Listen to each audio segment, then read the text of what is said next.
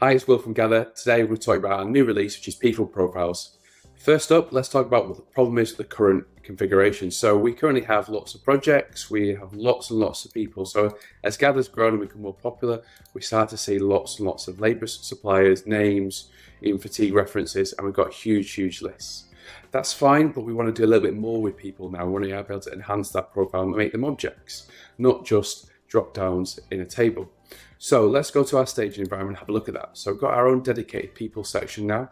We can still access the people here in the settings, so the role type, suppliers, and the attributes that you can add. But more importantly, we've got a dedicated list of people. So you can see we've got 3 people. There's no limit here. I expect there to be hundreds, if not thousands, in here for some workspaces. We can add in new people, or today I'm going to look through an existing person. So here's Joe. So with Joe, we can edit his name and attributes. I've got the right permission to do that. I'm the workspace administrator. I can make him active or inactive. So maybe he's left the company and we're not going to get rid of his profile, just mark him as inactive. We can track him for fatigue or not. It's as easy as that. We can also add in attributes. So things like competencies, we can put dates or values in here, whatever's applicable to you. So here's an example. What I like the most though is that we can start adding roles. So this is the kind of foundations for adding rates and other information that you might want to add, but ultimately this is making it easier for someone on site. So I can edit the roles, I can add a new role, maybe he's also working as an operative and works for Rail Tech Solutions as well. He's got 2 suppliers.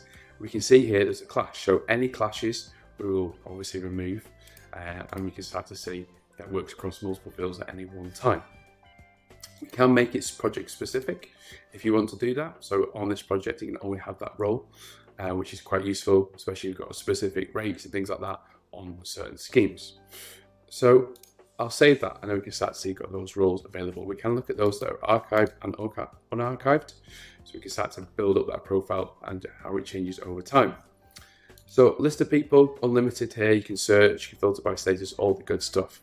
Well, how does it affect that person on site? So let's go to an example record. So look at this record that Chris has created here. It's in draft. So usual things, nothing's much changed here. We were moving to people to align with kind of a better description in most forms of contract.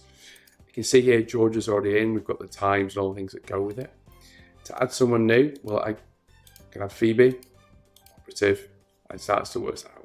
It makes that decision-making process much easier. If that person's only got one role and one supplier, it will autofill.